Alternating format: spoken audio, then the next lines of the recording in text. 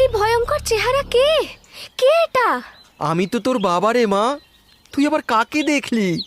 কিছু না বাবা, আমার কোনো ভুল ধারণা হবে।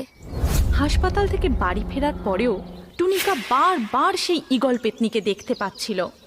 এর ফলে সে সব সময় ভয় থাকত, কিন্তু টুনিকা কাউকে কিছু বলেনি।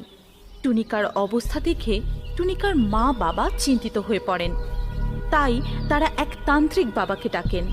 আমি থাকতে কোনো ভূত প্রেত এখানে আসতে পারবে না। সবাই তো আমায় ভয় পেয়ে দৌড়ে পালায়। কেউ কেউ তো আবার আমার কাছে প্রাণের ভিক্ষাও করে।